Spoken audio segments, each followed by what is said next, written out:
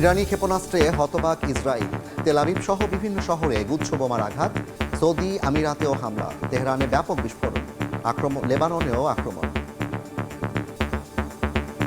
ট্রাম্পের হুমকির পর মধ্যপ্রাচ্যের জ্বালানি স্থাপনায় হামলার হুঁশিয়ারি আইআরজিসির, বিদ্যুৎ কেন্দ্রে হামলা হলে হরমুজ প্রণালী সম্পূর্ণ বন্ধ করে দেওয়ার ঘোষণা। و صنعت آمریکا و همپیمانان او در منطقه شود.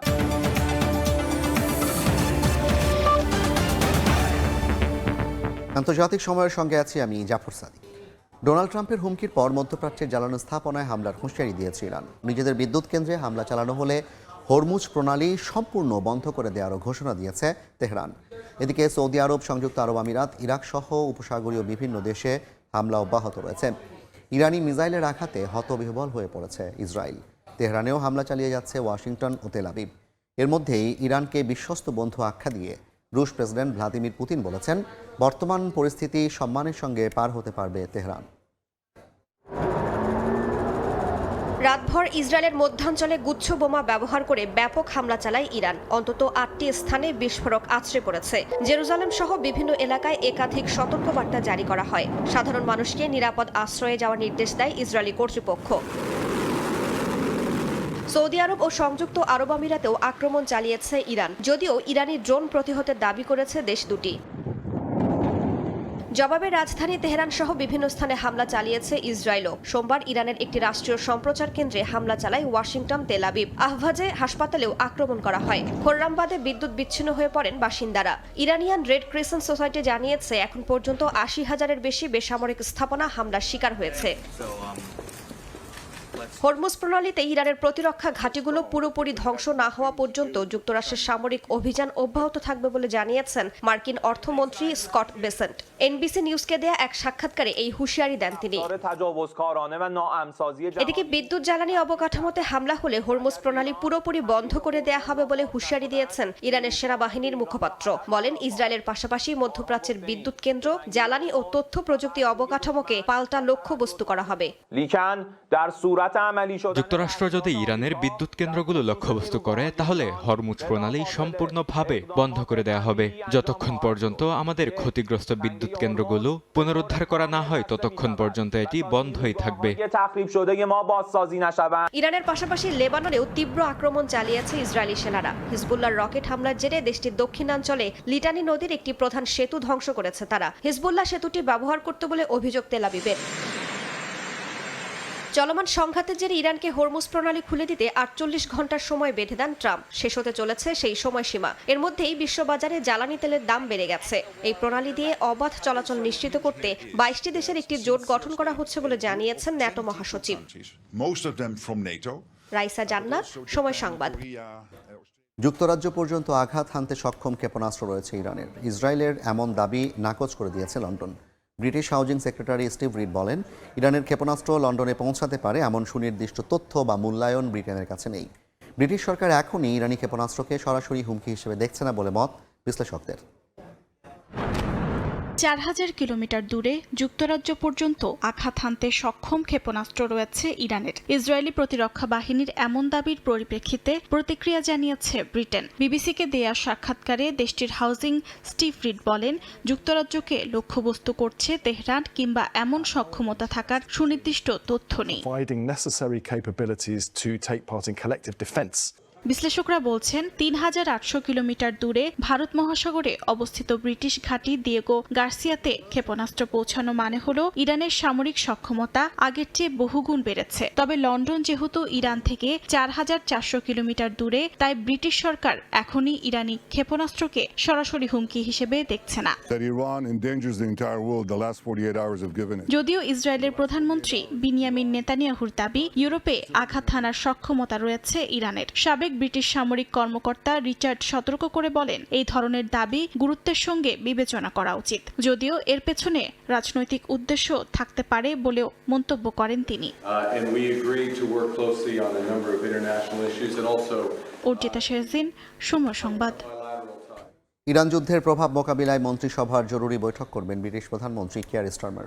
বৈঠকে অর্থমন্ত্রী, পররাষ্ট্রমন্ত্রী, জ্বালানি সচিব এবং ব্যাংক অফ ইংল্যান্ডের গভর্নর সহ শীর্ষ নীতি নির্ধারকরা অংশ নেবেন।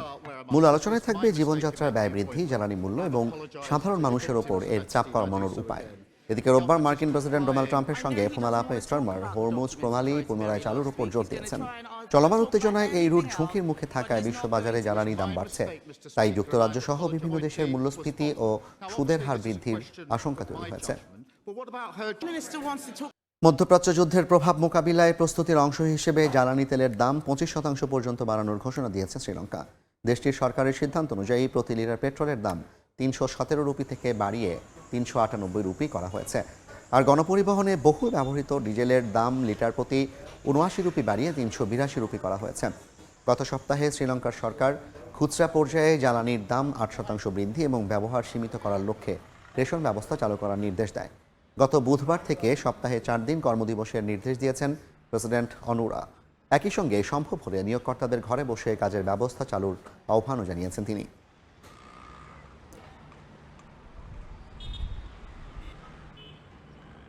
মিত্রদের প্রতি রাশিয়ার ওপর নিষেধাজ্ঞা আরও কঠোর করার আহ্বান জানিয়েছেন ইউক্রেনের প্রেসিডেন্ট ভলোদিমির জেলেনস্কি। তার দাবি, রাশিয়ার আক্রমণ চালিয়ে যাওয়ার পেছনে মূল শক্তি হচ্ছে তেল বিক্রি থেকে পাওয়া অর্থ। এদিকে মস্কো কিয়েভ যুদ্ধ বন্ধে সক্রিয় ভূমিকা নিতে চায় ইউরোপ।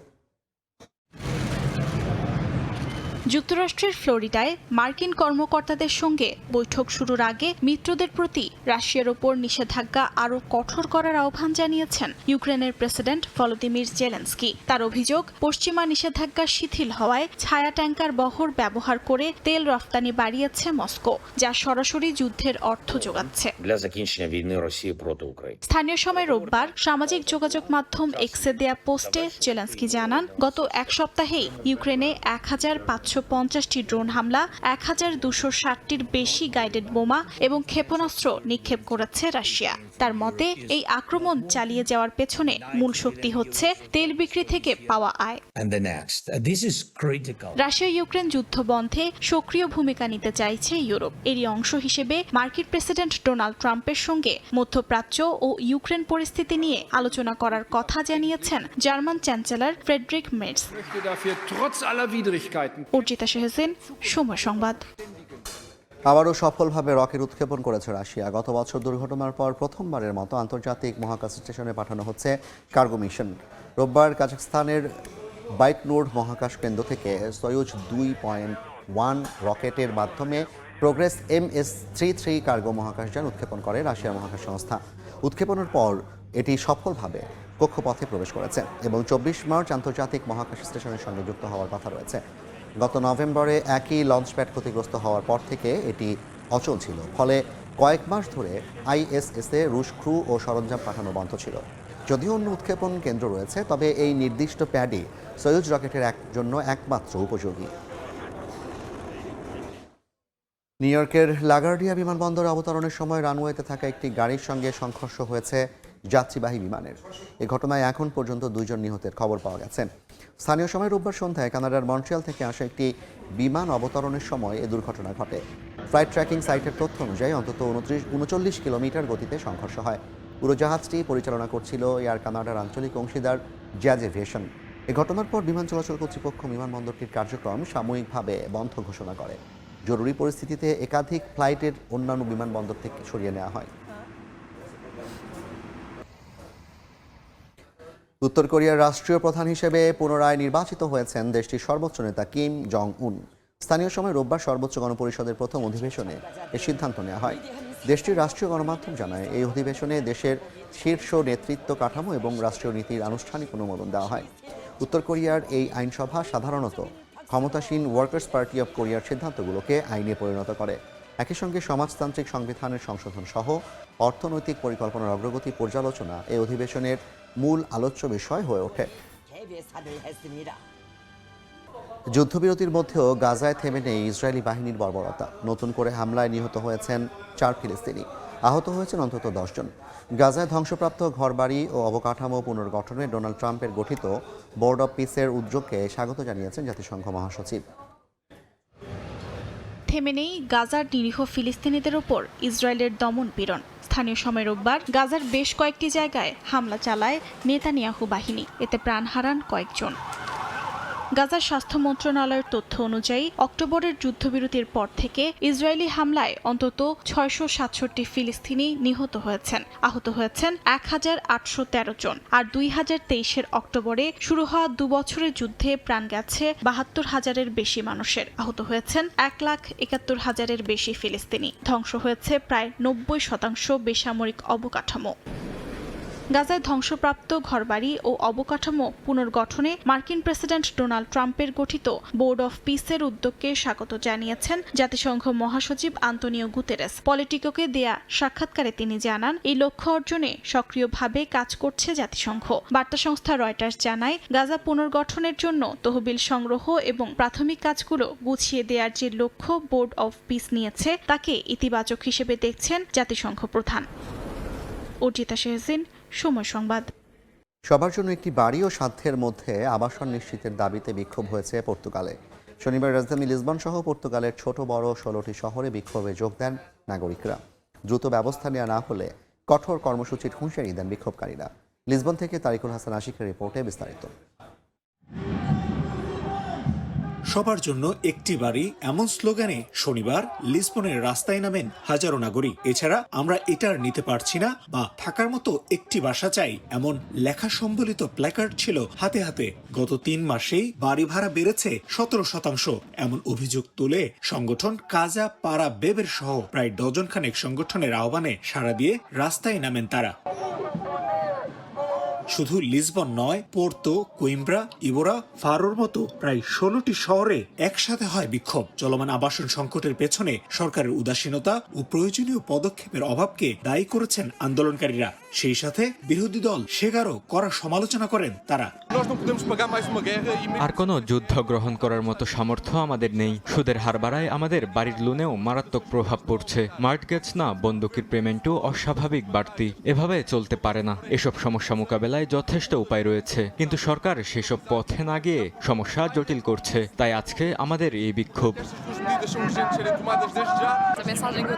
আমি সরকারকে এই বার্তাই দিতে চাই যে তারা আজকের এই বিক্ষোভে অংশ নেওয়া মানুষগুলোর শক্তি অনুধাবন করুক। এই লোকগুলো একরকম মানবেতর জীবনযাপন করছে শুধুমাত্র মাথার উপর একটি ছাউনি না থাকার জন্য। এর মধ্যে যুব সমাজ সবচেয়ে বেশি ক্ষতিগ্রস্ত।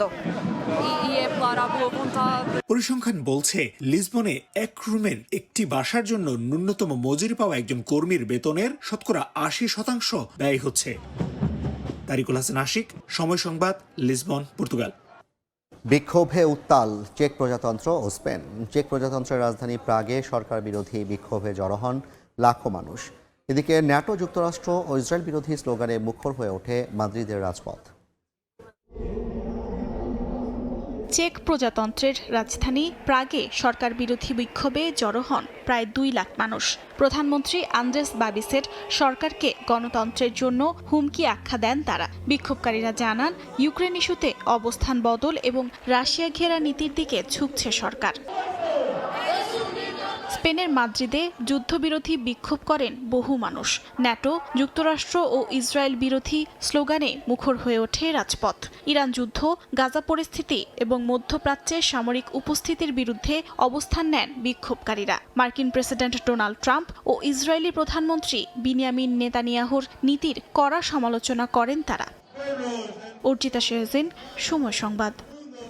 মার্কিন অবরোধের কারণে কিউবায় দ্বিতীয়বারের মতো দেখা দিয়েছে জাতীয় বিদ্যুৎ গ্রিডের বিপর্যয়। 1 কোটির বেশি মানুষ বিদ্যুৎ বিচ্ছিন্ন হয়ে পড়েছেন। সংকট ছড়িয়ে পড়েছে খাদ্য, চিকিৎসা ও অর্থনীতির প্রতিটি স্তরে। মেক্সিকো সহ বিভিন্ন দেশ ও সংগঠন খাদ্য, ওষুধ ও সৌর প্যানেল সহায়তা পাঠাচ্ছেন। এদিকে যুক্তরাষ্ট্রের সঙ্গে সংলাপে বসার আগ্রহ দেখিয়েছেন কিউবার পররাষ্ট্রমন্ত্রী। অন্ধকারে ডুবে গেছে কিউবার বিভিন্ন শহর। রাস্তা জুড়ে কেবল গাড়ির হেডলাইট আর মানুষের ছায়া। এ নিয়ে দ্বিতীয়বারের মতো জাতীয় গ্রিডের বিপর্যয়ের কারণে দেখা দিয়েছে দেশ জুড়ে ব্ল্যাকআউট। বিদ্যুৎ বিচ্ছিন্ন হয়ে পড়েন 1 কোটির বেশি মানুষ। এই অবস্থায় স্বাভাবিক জীবন ব্যবস্থা পুরোপুরি ভেঙে পড়েছে। বিশেষজ্ঞরা বলছেন এটি সাম্প্রতিক সময়ের সবচেয়ে ভয়াবহ বিদ্যুৎ বিপর্যয়গুলোর একটি।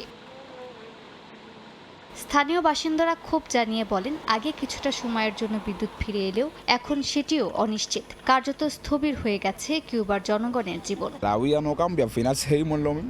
সপ্তাহে 2 বার কাঠের আগুনে রান্না করতে বেশ ঝামেলা পোহাতে হচ্ছে, আর কোনো উপায় নেই। এটা আমাদের ভাগ্য, কোনো সমাধান সম্ভব নয়। আমরা 60 বছর ধরে একই পরিস্থিতিতে আটকে আছি, এটা বদলাবে না। স্থানীয় কর্তৃপক্ষ জানিয়েছে, হাসপাতাল ও জরুরি সেবা কেন্দ্রগুলোকে অগ্রাধিকার দিয়ে ধীরে ধীরে বিদ্যুৎ ফেরানোর চেষ্টা চলছে। একই মাসে একাধিক ব্ল্যাকআউট দেশটির ভঙ্গুর অবকাঠামোর দুর্বলতা আরও দৃঢ় করছে। কিউবার পররাষ্ট্রমন্ত্রী ব্রুনো রদ্রিগেজ জানিয়েছেন, যুক্তরাষ্ট্রের সঙ্গে গুরুত্বপূর্ণ ও দায়িত্বশীল সংলাপে বসতে প্রস্তুত হাভানা, তবে দেশের অভ্যন্তরীণ বিষয়ে কোনো হস্তক্ষেপ বরদাস্ত করা হবে না। লাতিন আমেরিকার দেশগুলোর এক শীর্ষ সম্মেলনে অংশ নিয়ে এই কথা জানান তিনি। এ সময় কিউবায় জ্বালানি অবরোধে যুক্তরাষ্ট্রের প্রেসিডেন্ট ডোনাল্ড ট্রাম্পের সমালোচনা করেছেন ব্রাজিলের প্রেসিডেন্ট লুলা দা সিলভা ও কলম্বিয়ার প্রেসিডেন্ট গুস্তাভো পেত্রো। যুক্তরাষ্ট্রের জ্বালানি অবরোধের কারণে কিউবায় বিদেশি তেল আমদানি প্রায় বন্ধ হয়ে গেছে। বিশেষ করে ভেনেজুয়েলা ও মেক্সিকো থেকে জ্বালানি সরবরাহ বন্ধ হয়ে যাওয়ায় বিদ্যুৎ উৎপাদন মারাত্মকভাবে কমে গেছে। এর প্রভাবে পর্যটন, কৃষি ও পরিবহন খাত প্রায় স্থবির হয়ে পড়েছে। মেক্সিকো সহ বিভিন্ন দেশ ও সংগঠন খাদ্য, ওষুধ ও সৌর প্যানেল সহ সহায়তা পাঠাচ্ছে কিউবায়, তবে সংকট মোকাবিলায় তা এখনও পর্যাপ্ত নয় বলে উদ্বেগ জানিয়েছেন বিশেষজ্ঞরা। মালিহা সুহরওয়ার্দী, সময় সংবাদ।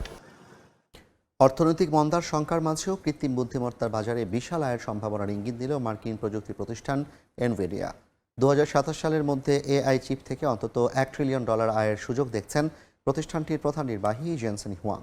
সেই সঙ্গে গ্রোক চিপ উৎপাদনে সহযোগিতার জন্য আরেক প্রযুক্তি জায়ান্ট স্যামসাংকে ধন্যবাদ জানিয়ে সরবরাহ চেইনের গুরুত্ব তুলে ধরেন তিনি। ইনফারেন্স কম্পিউটিং, যেখানে এআই প্রশ্নের উত্তর দেয় কিংবা নির্দিষ্ট কাজ সম্পন্ন করে, সেখানে প্রতিযোগিতা তীব্র হচ্ছে। বিশেষ করে মেটায়ের মতো প্রতিষ্ঠান নিজেদের কাস্টম চিপ তৈরি করায় চাপ বাড়ছে। এই বাস্তবতায় বাজারে নিজেদের অবস্থান শক্ত করতে নতুন প্রসেসর ও এআই সিস্টেম উন্মোচন করেছে এনভিডিয়া। ক্যালিফোর্নিয়ার সান হোসেতে অনুষ্ঠিত বার্ষিক জিটিসি ডেভেলপার সম্মেলনে নতুন এই কৌশল ও প্রযুক্তি উন্মোচন করে মার্কিন প্রযুক্তি প্রতিষ্ঠান এনভিডিয়া।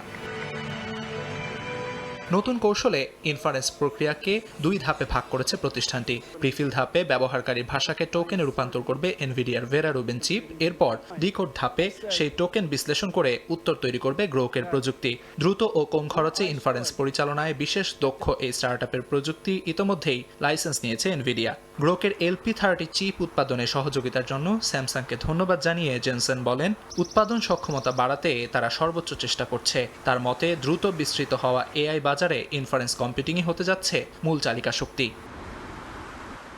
সম্মেলনে ভবিষ্যৎ আয়ের এক বিশাল সম্ভাবনার কথা জানান জেনসেন হুয়াং। বিশ্বের সবচেয়ে মূল্যবান কোম্পানিগুলোর একটি এনভিডিয়ার বাজার মূল্য এরই মধ্যে $4.3 ট্রিলিয়ন ছাড়িয়েছে।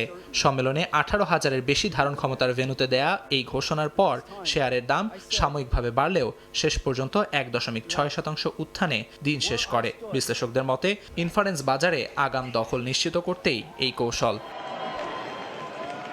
আমিরুল ইসলাম আলিফ, সময় সংবাদ। আবারও মহাকাশে সফল উৎক্ষেপণ করেছে চীনের নতুন প্রজন্মের বাণিজ্যিক রকেট। সমুদ্র থেকে উৎক্ষেপিত স্মার্ট ড্রাগন 3 এবার কক্ষপথে পাঠিয়েছে নতুন স্যাটেলাইট গ্রুপ। রোববার রাতে পূর্বাঞ্চলীয় শানডং প্রদেশের হাইয়াং উপকূলের কাছে সমুদ্র থেকে স্মার্ট ড্রাগন 3 বা জিলং 3 রকেট উৎক্ষেপণ করে চীন। স্থানীয় সময় রাত 11:49 উৎক্ষেপণের পর সেন্টোস্পেস 02 স্যাটেলাইট গ্রুপকে নির্ধারিত কক্ষপথে সফলভাবে স্থাপন করা হয়।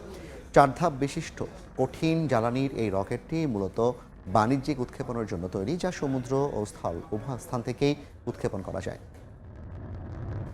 যুক্তরাষ্ট্রের হাওয়াই দ্বীপপুঞ্জে ভারী বৃষ্টিপাতের কারণে সৃষ্ট বন্যায় বিদ্যুৎহীন হয়ে পড়েছে অন্তত 2,000 মানুষ। 2 দশকের মধ্যে সবচেয়ে ভয়াবহ বন্যার সাক্ষী হয়েছেন বাসিন্দারা। ভারী বর্ষণে ভেসে গেছে ঘরবাড়ি ও যানবাহন। কর্তৃপক্ষ জানায়, উদ্ধার ও জরুরি ব্যবস্থা চললেও ক্ষয়ক্ষতির পরিমাণ দাঁড়িয়েছে অন্তত $1 বিলিয়ন। বিদ্যুৎ সরবরাহ পুনরুস্থাপনে কাজ চলছে বলে জানায় হাওয়াইয়ের বিদ্যুৎ কর্তৃপক্ষ। যুক্তরাষ্ট্রের নিউ ইয়র্কে বিশিষ্ট ব্যক্তিদের সঙ্গে ঈদের শুভেচ্ছা বিনিময় করেছেন মেয়র জোহরান মামদানি। স্থানীয় সময় রোববার সরকারি বাসভবন গ্রেসি ম্যানশনে শিশুদের নিয়েও ছিল বিশেষ আয়োজন। নিউ ইয়র্ক থেকে হাসানুজ্জামান সাকির রিপোর্ট। নিউ ইয়র্কের 250 বছরের ইতিহাসে প্রথম মুসলিম মেয়র হিসেবে জোহরান মামদানির নির্বাচিত হওয়ার পর সরকারি বাসভবনে ঈদ উদযাপন। রোববার দুপুরে বিভিন্ন দেশের মুসলিম সম্প্রদায়ের বিশিষ্ট ব্যক্তিদের আমন্ত্রণ জানান মেয়র। এ সময় সবার সঙ্গে ঈদের শুভেচ্ছা বিনিময় করেন।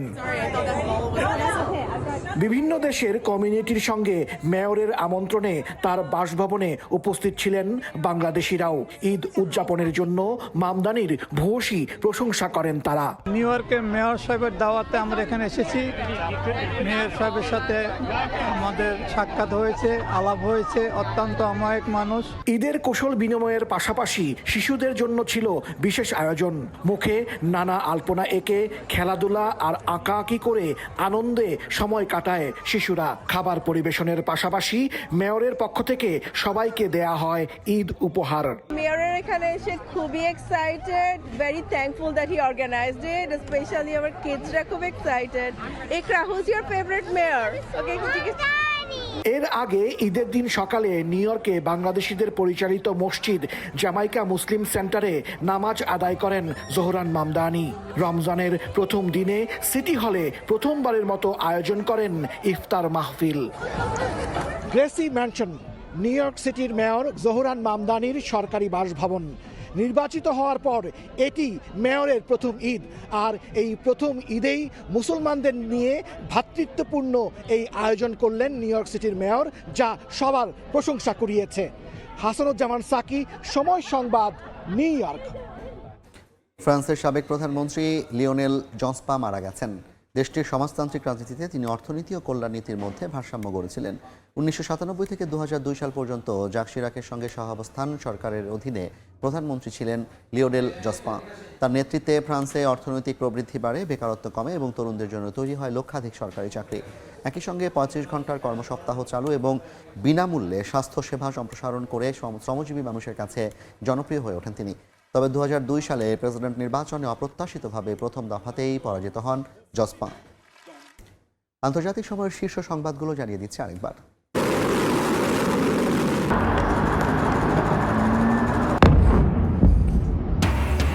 ইরানি মিসাইলে হতবাক ইসরায়েল, সৌদি আমিরাতেও হামলা, তেহরানে বোমাবর্ষণ, ট্রাম্পের হুমকির পর মধ্যপ্রাচ্যের জ্বালানি স্থাপনায় আক্রমণের হুঁশিয়ারি। ফিলিস্তিনিদের ওপর চলছে ইসরায়েলি বর্বরতা, একদিনে নিহত 4, আহত 10। ট্রাম্পের শান্তি পরিষদ উদ্যোগকে স্বাগত জানালেন জাতিসংঘ মহাসচিব। এবং কিউবায় আবারও জাতীয় গ্রিডে বিপর্যয়, বিদ্যুৎ বিচ্ছিন্ন 1 কোটির বেশি মানুষ। খাদ্য, ওষুধ ও সৌর প্যানেল সহায়তা মেক্সিকো সহ বিভিন্ন দেশে।